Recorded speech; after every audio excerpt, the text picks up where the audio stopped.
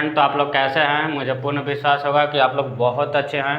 तो चलिए फिर से स्वागत है आपका स्टूडेंट हेल्पिंग क्लासेज में। और आज हम लेकर आए हैं क्या, क्लास 9 के या टिश्यू चैप्टर यानी कि उत्तक चैप्टर के पार्ट 2। इससे पहले हम पार्ट 1 करवा चुके हैं और पार्ट 1 में पूरी तरह से क्या है, पादप उत्तक। पार्ट 1 में पूरी तरह से क्या है, तो पादप उत्तक के बारे में पार्ट 1 में पढ़ाया गया है। तो अब हम लोग क्या चलते हैं पार्ट 2, और पार्ट 2 में क्या पढ़ना है हम लोग को, जंतु उत्तक। तो अगर आप लोग पार्ट 1 वीडियो पूरे पादप उत्तक नहीं देखे हैं तो आप लोग जाकर देख लीजिए। और यह है क्या, उत्तक चैप्टर का पार्ट 2, और ये पार्ट 2 में हम लोग क्या पढ़ने वाले हैं, जंतु उत्तक। तो चलिए सबसे पहले यह समझते हैं कि जंतु उत्तक। सबसे पहले इतना जान लीजिए कि उत्तक कहते किसको हैं। तो उत्तक हम आप लोगों के सिंपल में बताते हैं कि कोशिकाओं के समूह को उत्तक कहते हैं। लेकिन समान कोशिकाएं, सामान्य कार्य करने वाले कोशिकाओं के समूहों को उत्तक कहते हैं, या फिर समान संरचना, सामान्य कार्य करने वाले कोशिकाओं के समूहों को उत्तक कहते हैं। ऐसे सारा चीज़ हम उत्तक के बारे में बता दिए हैं पहले पार्ट 1 में। तो अब हम चलते हैं जंतु उत्तक। तो देखिए जंतु उत्तक किसको कहते हैं, जंतुओं में पाए जाने वाले उत्तक को हम लोग जंतु उत्तक कहते हैं। मुख्य रूप से इतना याद रखिएगा कि जंतुओं में पाए जाने वाले उत्तक को हम लोग क्या कहते हैं, जंतु उत्तक कहते हैं। और जंतु उत्तक ना 4 प्रकार के होता है। जंतु उत्तक कितने प्रकार के होता है, तो जंतु उत्तक 4 प्रकार के होता है। पहला क्या होता है, एपिथेलियम उत्तक, दूसरा होता है संयोजी उत्तक, तीसरा होता है तंत्रिका उत्तक, और चौथा होता है पेशीय उत्तक। कौन कौन, पहला होता है एपिथेलियम उत्तक। एपिथेलियम उत्तक को ही क्या बोला जाता है, उपकला उत्तक। दूसरा होता है क्या, संयोजी उत्तक, और तीसरा क्या होता है, तंत्रिका उत्तक। चौथा क्या होता है, पेशीय उत्तक। पहला एपिथेलियम उत्तक का कार्य क्या है और यह क्या क्या चीज़ों का निर्माण करता है, तो इसका कार्य है हमारे शरीर, मनुष्य या फिर कोई भी जीव हो उसके शरीर को सुरक्षा प्रदान करना। बाहरी और आंतरिक अंगों के ना, बाहरी और आंतरिक अंग जो होता है उसके स्तर को निर्माण करने का कार्य कौन करता है, एपिथेलियम उत्तक। जैसे मान लीजिए कि मनुष्य के शरीर का यह क्या है, त्वचा है, तो यह क्या है, एपिथेलियम उत्तक का बना हुआ है। दूसरा होता है क्या, संयोजी उत्तक, जो एक दूसरे से क्या करता है, जोड़ के रखता है। जैसे मांसपेशी को हड्डी से, हड्डी को हड्डी से जोड़ने का कार्य करता है। जैसे रक्त भी हमारा क्या है, एक प्रकार का तरह संयोजी उत्तक है। तो एक दूसरे से जोड़ने का कार्य, हमारे जितने भी अंग है तो एक दूसरे से जो जोड़ने का कार्य करता है उसको बोलते हैं संयोजी उत्तक। तीसरा होता है तंत्रिका उत्तक। तंत्रिका उत्तक का कार्य क्या है, संवेदनाओं को ग्रहण करना, फिर उस पर विश्लेषण करना और फिर उसका प्रतिक्रिया करना, यह है तंत्रिका उत्तक। बाकी हम फिर डिटेल्स में बताएंगे। और लास्ट में होता है क्या, पेशीय उत्तक, जो हमारे शरीर में पेशियाँ हैं उसके बारे में पढ़ना है।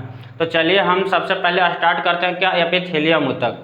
तो देखिए जो एपिथेलियम उत्तक है, देखिए सबसे हम पहले बात क्या करते हैं, एपिथेलियम उत्तक। हम बताएं कि जंतु उत्तक कितने प्रकार के होता है, तो जंतु उत्तक 4 प्रकार के होते हैं। पहला होता है क्या, एपिथेलियम उत्तक। क्या एपिथेलियम उत्तक, क्या इसी को नाम क्या है, उपकला उत्तक। तो यह भी याद रखिएगा, कहीं कहीं पे एपिथेलियम उत्तक तो कहीं कहीं पे दिले रहता है क्या, उपकला उत्तक। दूसरा हम बताएं संयोजी उत्तक, तीसरा बताएं तंत्रिका उत्तक, और चौथा क्या बताएं, पेशीय उत्तक।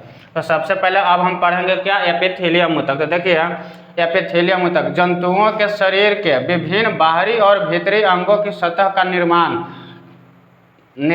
कर आवरण बनाता है।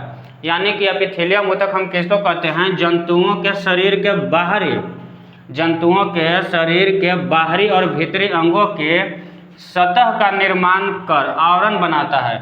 जैसे जितना भी हम मनुष्य, खास करके हम लोग मनुष्य, तो मनुष्य के बारे में पढ़ेंगे। जितना भी मनुष्य के बाहरी एवं भीतरी अंग है, यानी कि हमारे शरीर के बाहर और हमारे शरीर के आंतरिक अंग है, उसके क्या करता है, अंग के ऊपर ना एक आवरण का निर्माण करता है, जो अंग को क्या करता है, सुरक्षा देने का कार्य करता है। जैसे मान लीजिए हमारा पूरा बॉडी है, तो इसको सुरक्षा देने का कार्य कौन करता है, ये त्वचा। तो त्वचा भी क्या है, कौन सा उत्तक आता है, एपिथेलियम उत्तक में। यानी कि हमारे पूरे बाहरी अंग को ढकने का काम कौन कर रहा है, तो त्वचा कर रहा है। और यह भी त्वचा किससे बना होता है, तो एपिथेलियम उत्तक से ही त्वचा बना होता है। और यह क्या करता है, हमारे पूरे बॉडी को क्या करता है, सुरक्षा प्रदान करता है। तो इसे भी एक क्वेश्चन आता है कि मानव शरीर की सबसे लंबी अंग कौन है, या फिर मानव शरीर का सबसे बड़ा अंग कौन है, तो माना जाता है किसको, त्वचा को। क्यों, क्योंकि पूरे बॉडी को त्वचा क्या करता है, ढक को रखता है, पूरे बॉडी को क्या करता है, सुरक्षा देने का कार्य करता है। तो यही है क्या, एपिथेलियम उत्तक। याद रखिएगा कि विभिन्न बाहरी और भीतरी यानी कि आंतरिक अंगों की सतह का निर्माण कर उसके ऊपर यह क्या कर देता है, आवरण का निर्माण करता है, जिससे अंग को क्या मिले, सुरक्षा मिलते रहे। अब देखिए इस ऊतक की कोशिकाएं पास पास जुड़ी होती है तथा सतत परत बनाती है और यह शरीर के अंगों को सुरक्षा प्रदान करता है। हम अभी ये बोले कि यह भी याद रखिएगा कि एपिथेलियम ऊतक या उपकाला ऊतक की कोशिकाएं कैसे होते हैं, तो पास पास जुड़े होती है और क्या करती है, सतत परत बनाती है, यानी कि लगातार परत बनाता है और यह क्या करता है, शरीर के अंगों को सुरक्षा प्रदान करने का कार्य करता है। हम अभी बताएं कि एपिथेलियम ऊतक का मुख्य कार्य क्या है, तो अंगों को क्या करना, सुरक्षा प्रदान करना। तो इतना याद रखिएगा कि एपिथेलियम ऊतक या फिर उपकाला ऊतक का कार्य क्या है, तो हमारे जितने भी अंग हैं और उसको क्या करना, अंगों को सुरक्षा प्रदान करना। अब एपिथेलियम ऊतक का भी कई प्रकार होता है। तो देखिए पहला यहाँ पे लिखा हुआ है कि एपिथेलियम ऊतक का प्रकार निम्नलिखित है, जो इस प्रकार है। सबसे पहले आता है क्या, सरल सल्की एपिथेलियम ऊतक, और यह मुख्य रूप से कहाँ पाया जाता है, आहार नाल में। यह मुख्य रूप से कहाँ पाया जाता है, आहार नाल में। एकदम सिंपल रहता है ऐसे, इस प्रकार का।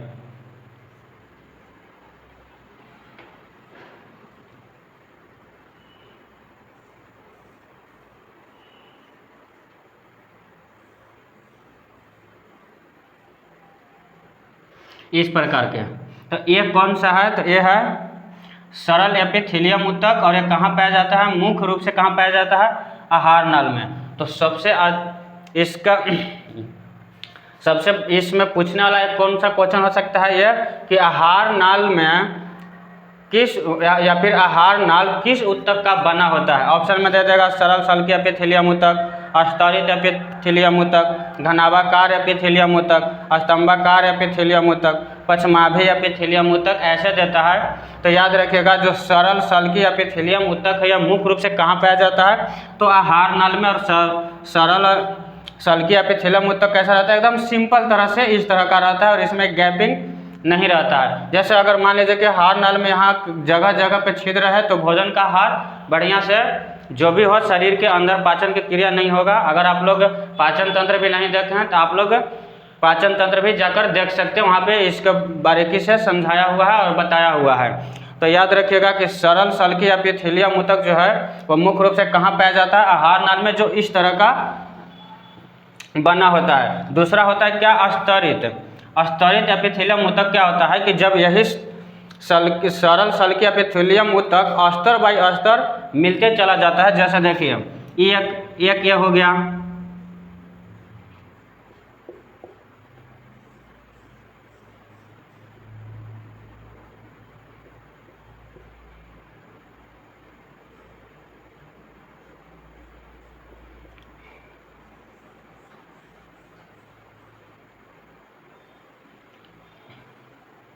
इस तरह का। तो ये क्या हो जाएगा, स्तरित एपिथेलियम ऊतक, यानी कि अस्तर बाई अस्तर ये चला जाता है। एक जैसे मान लीजिए कि अस्तर हम लोग किसको बोलते हैं, जो सरल एपिथेलियम ऊतक है, सरल एपिथेलियम ऊतक, ये एक के ऊपर एक, एक के ऊपर एक, एक के ऊपर एक, एक के ऊपर एक, ऐसे करते करते कई लेयर का एक अस्तर बन जाता है।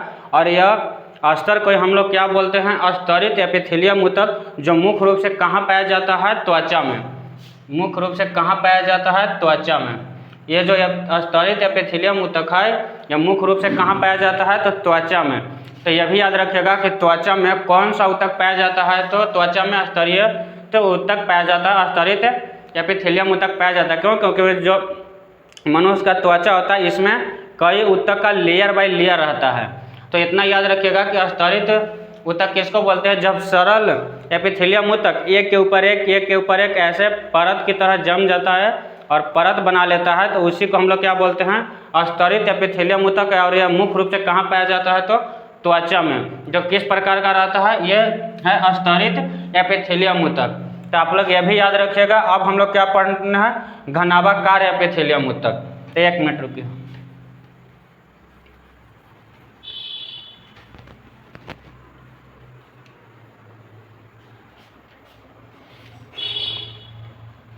देखिए ये जो घनाभाकार ऊतक है, ये स्तरित ऊतक कहाँ पाया जाता है, आहार नाल में। आहार नाल, स्तरित ऊतक त्वचा में। और ये घनाभाकार इसको क्यों बोला जाता है, क्योंकि इस ऊतक की कोशिकाएं जो होता है ना वो घन की तरह होता है। इस ऊतक की कोशिकाएं घनाकार होती है, घनाभ की तरह, नाम है घनाभाकार, लेकिन इस ऊतक की कोशिकाएं रहता है घन की तरह, तो इसलिए इसको क्या बोला जाता है, घनाभाकार एपिथेलियम ऊतक। और ये मुख्य रूप से कहाँ, घनाभाकार एपिथेलियम ऊतक मुख्य रूप से कहाँ पाया जाता है, मूत्राशय में, मूत्र मार्ग में, ये सब में, वृक्क नली में, ये सब में पाया जाता है। कहाँ पे, मूत्र मार्ग, मूत्र मार्ग, मूत्रवाहिनी,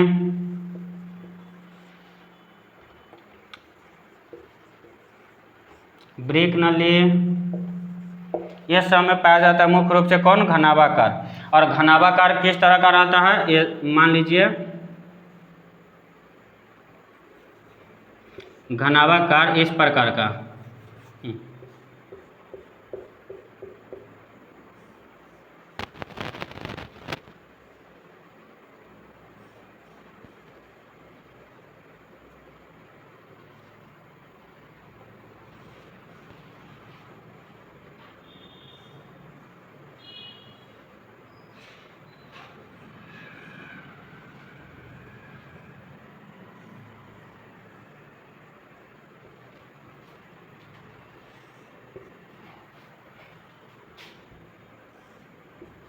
घनाभाकार इस तरह का पाया जाता है, जो एक के ऊपर एक, एक के ऊपर एक घन की तरह पाया जाता है। और यह मुख्य रूप से कहाँ पाया जाता है, मूत्र मार्ग में, मूत्रवाहिनी में, वृक्क नली में यह पाया जाता है। कौन, घनाभाकार एपिथेलियम ऊतक। इसको घनाभाकार एपिथेलियम ऊतक क्यों कहते हैं, क्योंकि इस ऊतक की कोशिकाएं जो होता है वो किस तरह का होता है, घन की तरह होता है, और एक के ऊपर एक के ऊपर एक जमा रहता है, तो इसको हम लोग क्या बोलते हैं, घनाभाकार एपिथेलियम ऊतक। और यह मुख्य रूप से कहाँ पाया जाता है, मूत्र मार्ग में, मूत्रवाहिनी और वृक्क नली।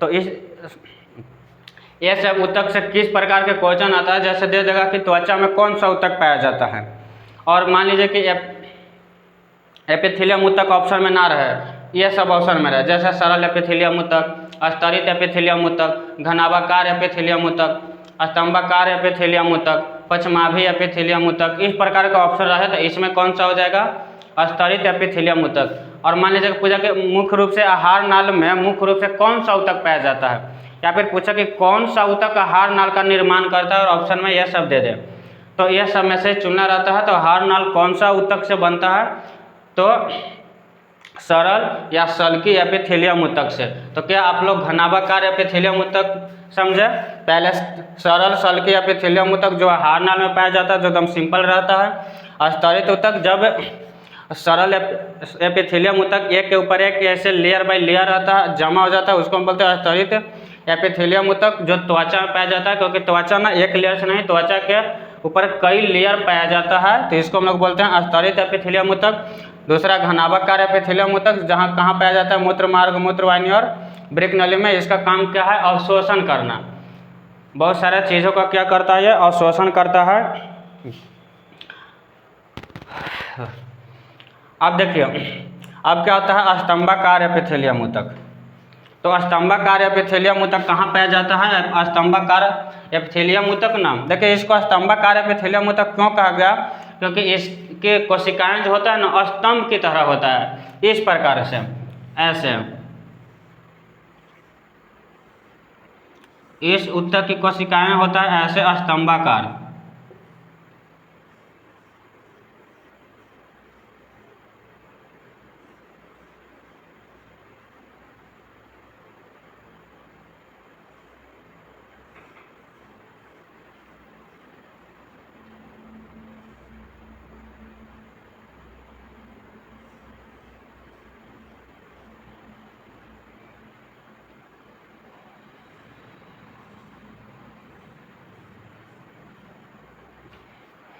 इस तरह होता है, स्तंभ की तरह, इसलिए इसे क्या कहा जाता है, स्तंभाकार एपिथेलियम ऊतक।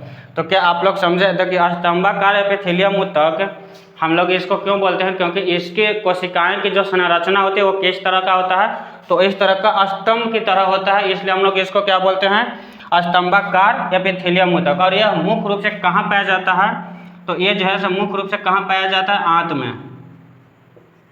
जैसे कौन कौन हो गया, बड़ी आंत, बड़ी आंत, छोटी आंत, बड़ी आंत और छोटी आंत में। यह मुख्य रूप से कहाँ पाया जाता है? बड़ी आंत और छोटी आंत में पाया जाता है। तो इतना याद रखेगा आप लोग। स्तंभाकार एपिथेलियम ऊतक हम लोग इसको क्यों बोलते हैं कि इसके इस ऊतक की कोशिकाएं किस प्रकार का होता है? तो स्तंभ की तरह होता है। इस प्रकार इस ऊतक की कोशिकाओं कैसी होती है? तो इस प्रकार का स्तंभ की तरह होता है, इसलिए इसको क्या बोलते हैं? स्तंभाकार एपिथेलियम ऊतक। और यह मुख्य रूप से कहाँ पाया जाता है? आंत में। जैसे बड़ी आंत हो गया, छोटी आंत हो गया, तो इस प्रकार के ऊतक को हम लोग क्या बोलते हैं? स्तंभाकार एपिथेलियम ऊतक। तो ये किस प्रकार का ऊतक है? स्तंभाकार एपिथेलियम ऊतक। स्तंभाकार एपिथेलियम ऊतक। तो याद रखिएगा कि इस प्रकार के ऊतक को हम लोग क्या कहते हैं? एपिथेलियम ऊतक, जो आप ये चित्र में देख पा रहे हैं। तो क्या आप लोग को इतना समझ में आया? और लास्ट में को क्या है? पश्चिमाभी एपिथेलियम ऊतक। देखिए ये जो है पश्चिमाभी एपिथेलियम ऊतक है ना, इस ऊतक के जैसे देखिए पश्चिमाभी एपिथेलियम ऊतक जो है ना, ये सरल एपिथेलियम ऊतक की तरह ही रहता है, लेकिन इसके सतह पे छोटी छोटी सी बाल नजर आता है, जिसको हम लोग बोलते हैं सिलिया, जिसको हम लोग ऐसे एकदम छोटा छोटा सा बाल रहता है इसकी कोशिकाओं पे ऐसे, इसलिए हम इसको क्या बोलते हैं? पश्चिमाभी एपिथेलियम ऊतक। पश्चिमाभी एपिथेलियम ऊतक। और यह कहाँ पाया जाता है? मुख्य रूप से श्वास नली,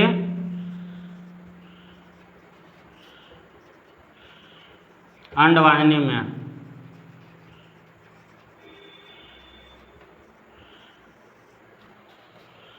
यह मुख्य रूप से कहाँ पाया जाता है? तो श्वास नली और अंडवाहिनी में। तो देखिए एक बार हम फिर से रिवाइव, जंतुओं में पाए जाने वाले ऊतक को हम लोग क्या कहते हैं? जंतु ऊतक। जंतु ऊतक कितने प्रकार के होता है? जंतु ऊतक 4 प्रकार का होता है। पहला क्या होता है? एपिथेलियम ऊतक, या इसी को क्या बोलते हैं? उपकला ऊतक। दूसरा क्या होता है? संयोजी ऊतक। तीसरा क्या होता है? तंत्रिका ऊतक। और चौथा क्या होता है? पेशीय ऊतक। अब देखिए एपिथेलियम ऊतक किसको कहते हैं? जंतुओं के शरीर के विभिन्न या फिर जंतुओं के शरीर के बाहरी और आंतरिक जितने भी अंग है उसके सतह पर ना एक आवरण का निर्माण करता है, उसी को हम लोग क्या बोलते हैं? एपिथेलियम ऊतक। यानी कि मनुष्य के शरीर में जितना भी अंग है उसके सतह पर एक आवरण बनाता है, जो आवरण बनाता है कोशिकाएं मिलकर, उस आवरण को हम लोग क्या कहते हैं? एपिथेलियम ऊतक।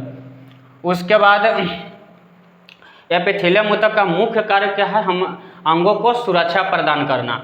एपिथेलियम ऊतक का मुख्य कार्य क्या है? अंगों को सुरक्षा प्रदान करना। क्यों? क्योंकि अंगों के सुरक्षा प्रदान करने के लिए ही अंगों पर क्या करता है? परत का निर्माण कर देता है, ताकि बाहरी आघातों से या फिर बहुत सारे आघातों से क्या करे? सुरक्षा प्रदान करे। अब क्या होता है कि अब देखिए एपिथेलियम ऊतक के भी कई प्रकार होता है। जैसे पहला हम बोले सरल सल्की एपिथेलियम ऊतक, जो कहाँ पाया जाता है? आहार नल में, जो एकदम सिंपल होता है। दूसरा स्तरित एपिथेलियम ऊतक, जब वही सरल एपिथेलियम ऊतक एक पर एक उप स्तर ऐसे एक के ऊपर एक, एक के ऊपर एक, एक के ऊपर एक जब मिल जाता है तो एक स्तर का निर्माण हो जाता है, जिसको हम लोग क्या बोलते हैं? स्तरित एपिथेलियम ऊतक, जो कहाँ पाया जाता है? मुख्य रूप से त्वचा में। ये जो है से ये बहुत ज़्यादा इम्पोर्टेंट है, क्योंकि ये बहुत ज़्यादा इम्पोर्टेंट है। ये हर एक एग्जाम में पूछता है, चाहे आप एसएससी के ले लीजिए, चाहे आप रेलवे के ले लीजिए, चाहे आप बिहार पुलिस के ले लीजिए, आप किसी भी एग्जाम को ले लीजिए, हर एक एग्जाम में ना ऊतक अपने आप में एक बहुत महत्वपूर्ण चैप्टर है, क्योंकि हर एक एग्जाम में इस ऊतक से बहुत सारे क्वेश्चन आता है। तो ये याद रखिएगा। स्तरित, अब एक स्तरित बता दिए। अब एक क्या है? घनाभाकार। इसको हम लोग घनाभाकार क्यों बोलते हैं? क्योंकि इसकी कोशिकाएं घन की तरह होता है। और ये कहाँ पाया जाता है? मूत्र मार्ग में, मूत्रवाहिनी में और वृक्क नली में। यह मुख्य रूप से याद रखिएगा कि कौन सा ऊतक किस चीज़ का या फिर किन अंगों का निर्माण करता है। उसके बाद आता है स्तंभाकार। स्तंभाकार इसको हम लोग क्यों बोलते हैं? क्योंकि इस ऊतक की कोशिकाएं कैसी होती है? तो इस तरह का स्तंभ की तरह होता है, इसलिए इसको हम लोग क्या बोलते हैं? स्तंभाकार। और यह मुख्य रूप से किन अंगों का निर्माण करता है? तो आंत का, जैसे बड़ी आंत हो गया, छोटी आंत हो गया। उसके बाद पश्चिमाभी एपिथेलियम ऊतक, यह भी होता है किस तरह का? सरल एपिथेलियम ऊतक का है, लेकिन इसके ऊपर एक जैसे बाल पाया जाता है, जिसको हम लोग सिलिया बोलते हैं। और इसीलिए इसको हम लोग क्या बोलते हैं? पश्चिमाभी एपिथेलियम ऊतक। और यह मुख्य रूप से कहाँ पाया जाता है? श्वास नली और अंडवाहिनी में यह पाया जाता है। और ये क्या करता है, जैसे हम लोग श्वास नली में जैसे सांस लेते हैं तो उसको आगे भेजने का कार्य ये करता है, गंदगी को भी साफ करने का ये कार्य करता है, जितने भी हवा में जितने भी धूलकण है वो सबसे बचाने का कार्य भी यह बाल करता है। अंडवाहिनी में अंडाणु को और आगे भेजने के लिए उसको गति प्रदान करने के लिए भी ये पाया जाता है, अंडवाहिनी में भी। तो याद रखिएगा पश्चिमाभी एपिथेलियम ऊतक। इसके बाद हम लोग क्या पढ़ने वाले हैं, अब इसके बाद हम लोग पढ़ने वाले हैं संयोजी ऊतक। तो देखिए संयोजी ऊतक का कार्य क्या है। संयोजी का कहने का मतलब से पता चल रहा है कि एक दूसरे को जोड़ के रखने का, जैसे हड्डी को हड्डी से जोड़ दिया, हड्डी को मांसपेशी से जोड़ दिया। जैसे हम अगर पूछा कि मानव के शरीर में कुल कितने हड्डी हैं, तो मानव के शरीर में लगभग कुल 206 हड्डी है। अब 206 हड्डी किस ऊतक से जुड़ा हुआ है आपस में, तो उसको हम लोग क्या बोलते हैं, संयोजी ऊतक। या फिर अगर बोले कि मानव के शरीर में कुल कितने मांसपेशी है, तो 639 को मांसपेशी है। अब 639 मांसपेशियों को एक साथ जिस ऊतक के द्वारा जुड़ता है उस ऊतक को क्या कहते हैं, संयोजी ऊतक। तो अब हम लोग क्या पढ़ने वाले हैं, संयोजी ऊतक।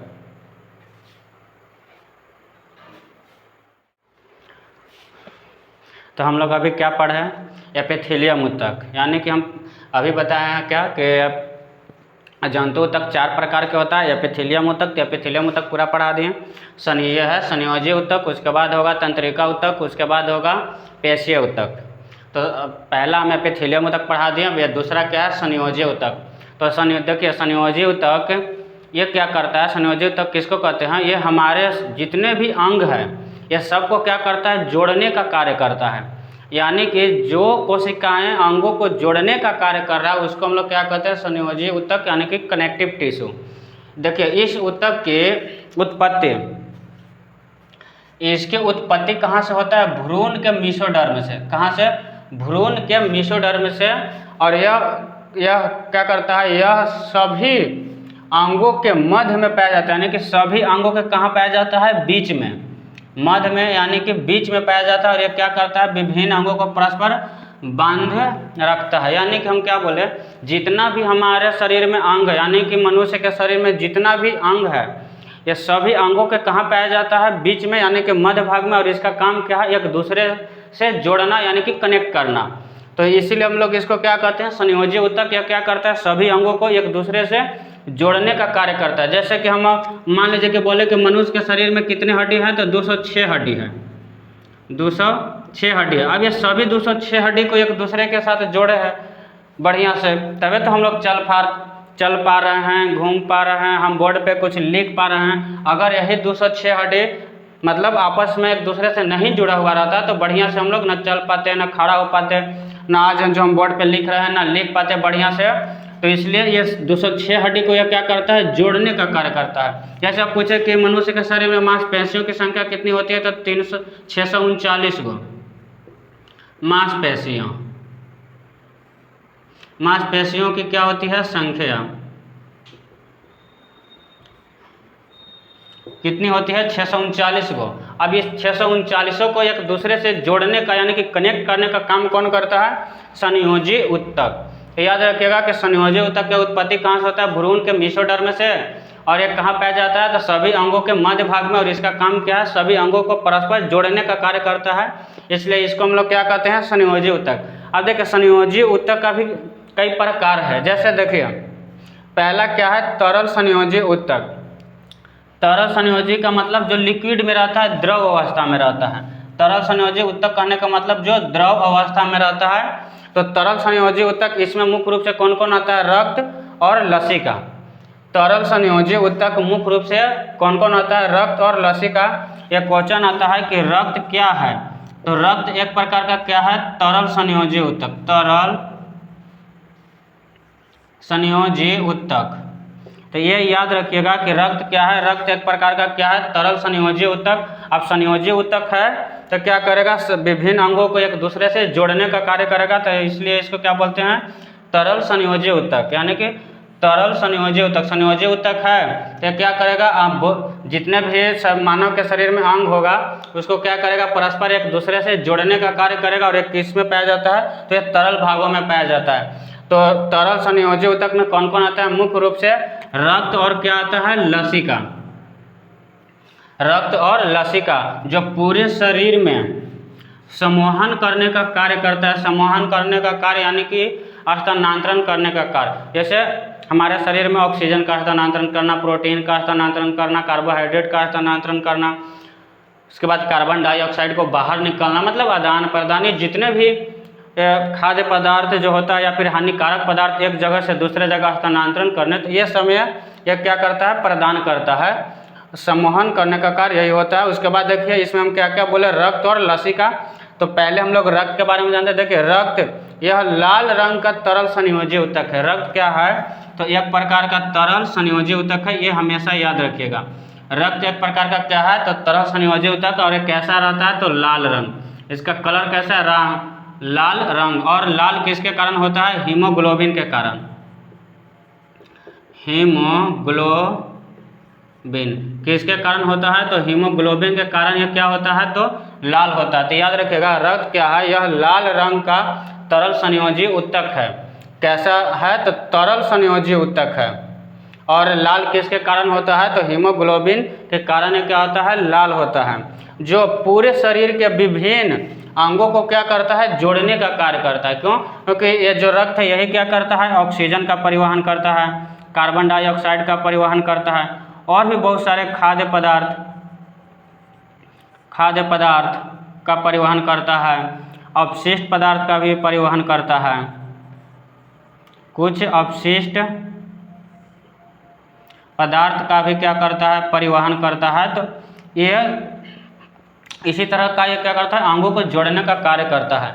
यानी कि हमारे शरीर में देखिए, हमारे शरीर में हर एक अंग में क्या है, खून है, यानी कि रक्त है। हमारे शरीर में ऐसा कोई अंग नहीं है जहाँ पे रक्त की मात्रा नहीं है। तो क्या यह एक दूसरे से जोड़ने का कार्य कर रहा है कि नहीं कर रहा है, क्योंकि रक्त जो है हमारे पूरे शरीर में, इंसान के पूरे शरीर में पाया जाता है। क्योंकि इंसान के पूरे शरीर में नहीं पाया जाएगा तो जिस भी शरीर के अंग को ऊर्जा की आवश्यकता रहेगा तो वहाँ पे कार्बन डाइऑक्साइड वहाँ से निकलेगा ही नहीं और ऑक्सीजन वहाँ पे पहुँचेगा नहीं। ऑक्सीजन वहाँ पे नहीं पहुँचेगा तो वहाँ पे ऊर्जा नहीं बनेगा, जकरा वजह से उस शरीर के अंग का विकास नहीं होगा। तो हमारे शरीर के हर एक अंग में क्या होता है, रक्त पाया जाता है। इसलिए क्या करता है, पूरे शरीर के हर एक अंग को जोड़ने का कार्य करता है। और एक किस अवस्था में रहता है, तो रक्त जो है द्रव अवस्था में रहता है। इसलिए रक्त एक प्रकार का क्या है, लाल रंग का तरल संयोजी ऊतक है। अब देखिए रक्त कितने भागों से मिलकर बना होता है, तो रक्त दो भागों से मिलकर बना होता है। कि रक्त कितने भागों से मिलकर, रक्त दो भागों से मिलकर बना होता है। कौन कौन, एक होता है रक्त कोशिका और एक होता है प्लाज्मा। देखिए रक्त कोशिका और प्लाज्मा, देखिए रक्त के बारे में हम पूरे फुल डिटेल्स में वीडियो बना चुके हैं। अगर आप लोग रक्त के बारे में नहीं पढ़े तो इसका डिस्क्रिप्शन में लिंक दिया हुआ है, वहाँ से जाकर आप लोग रक्त के बारे में पूरी अच्छी तरह से जानकारी ले सकते हैं। तो रक्त कोशिका, पहला क्या बोले कि रक्त दो भागों से मिलकर बना, पहला रक्त कोशिका और दूसरा प्लाज्मा। तो रक्त कोशिका जो होता है ना, यह भी क्या प्रकार का होता है, तीन प्रकार के। कौन कौन, आरबीसी, डब्ल्यूबीसी और platelets. RBC red blood cell यानी कि लाल रक्त कणिकाएं, डब्ल्यूबीसी यानी कि व्हाइट ब्लड सेल यानी कि श्वेत रक्त कणिकाएं, और प्लेटलेट्स जिसको हम लोग रक्त बिंबाणु भी बोलते हैं, थ्रोम्बोसाइट भी बोलते हैं। तो आरबीसी का कार्य क्या है, ऑक्सीजन का परिवहन, ऑक्सीजन का परिवहन करना। डब्ल्यूबीसी का कार्य क्या है, रोग प्रतिरोध क्षमता बढ़ाना, रोग प्रतिरोध क्षमता बढ़ाना। प्लेटलेट्स का कार्य क्या है, रक्त को थक्का जमाना, रक्त को थक्का जमाना। तो याद रखिएगा कि रक्त कितने भागों से मिलकर बना है, रक्त दो भागों से। कौन, पहला रक्त कोशिका और दूसरा प्लाज्मा। रक्त कोशिका भी कई प्रकार का होता है, तीन प्रकार का, आरबीसी, डब्ल्यूबीसी और प्लेटलेट्स। आरबीसी का कार्य क्या है, ऑक्सीजन का परिवहन करना। आरबीसी का फुल फॉर्म क्या होता है, रेड ब्लड सेल यानी कि लाल रक्त कणिका है या फिर लाल रक्त कोशिका। डब्ल्यूबीसी कहने का मतलब होता है व्हाइट ब्लड सेल, इसका कार्य क्या है, रोग प्रतिरोध क्षमता बढ़ाना। इसलिए हम लोग डब्ल्यूबीसी को क्या कहते हैं, द बॉडी ऑफ सोल्जर, यानी कि शरीर का सैनिक किसको बोला जाता है, डब्ल्यूबीसी को। इसको क्या बोला जाता है, शरीर का सैनिक, शरीर का सैनिक किसको बोला जाता है, शरीर का सैनिक डब्ल्यूबीसी को। क्यों, क्योंकि इसका कार्य है रोग प्रतिरोध क्षमता बढ़ाना। और तीसरा क्या होता है प्लेटलेट, जो इसका काम क्या है रक्त को थका जमाना। किसी व्यक्ति के मान लीजिए किसी कारण वजह से या कोई दुर्घटना में थोड़ा हाथ कट जाए तो उसका कुछ समय के बाद क्या होता है वहीं पे रक्त क्या होता है थक्का जम जाता है, जिकरा से रक्त का स्राव होना बंद हो जाता है। तो याद रखिएगा प्लेटलेट्स का काम, प्लेटलेट्स का कार्य क्या है रक्त को थक्का जमाना। उसके बाद होता है प्लाज्मा। प्लाज्मा में रक्त में पाया जाने वाला एक रंगहीन पदार्थ है, रंगहीन पदार्थ, और ये भी तरल नहीं होता, रंगहीन रहता है और इसमें लगभग 90% क्या होता है जल होता है। 90 से 95% क्या होता है लगभग जल होता है, इसलिए क्या होता है रंगहीन होता है। और यह भी क्या करता है, और भी है इसमें हानिकारक पदार्थों और कुछ कुछ उपयोगी पदार्थों का भी यह क्या करता है संवहन करने का कार्य करता है, यानी कि स्थानांतरण करने का कार्य करता है। एक स्थान से दूसरे स्थान तक स्थानांतरण करने का कार्य करता है कौन, प्लाज्मा, जो एक रक्त का ही हिस्सा है। उसके बाद हम क्या बोले थे कि तरल संयोजक में क्या आता है लसिका। तो ये जो लसिका है यहाँ पे लिख देते हैं, ये था यहाँ पे बी लिख देते हैं लसिका। ये जो लसिका ना ये भी क्या होता है थोड़ा सा गढ़ा होता है। अगर रक्त में से हम जितने भी रक्त कोशिकाओं को छान लेंगे तो अभी थोड़ा सा क्या हो जाएगा पीला कलर के थोड़ा सा गढ़ा तरल पदार्थ होता है जिसको हम लोग क्या बोलते हैं लसिका बोलते हैं। और इसमें क्या होता है RBC ये सब कुछ नहीं पाया जाता है, नहीं पाया जाता है। और लसिका भी का भी कार्य क्या है हानिकारक पदार्थों और बाकी कुछ लाभदायक पदार्थों है उसका क्या करना हस्तांतरण करना, यानी कि एक स्थान से दूसरे स्थान तक ले जाना, इसका भी कार्य यही है किसका लसिका का। और इसमें रक्त कोशिकाएं ये सब कुछ नहीं पाया जाता। अगर इसमें से पूरे रक्त कोशिकाएं सब निकाल दिया जाए तो ये थोड़ा सा पीला गाढ़ा तरल पदार्थ होता है जिसको हम लोग क्या बोलते हैं लसिका। अब हम लोग क्या पढ़ेंगे इसके बाद कंकाल ऊतक। दूसरा क्या होता है संयोजी ऊतक में कंकाल ऊतक। तो अब हम लोग क्या पढ़ेंगे कंकाल ऊतक। बंद कर।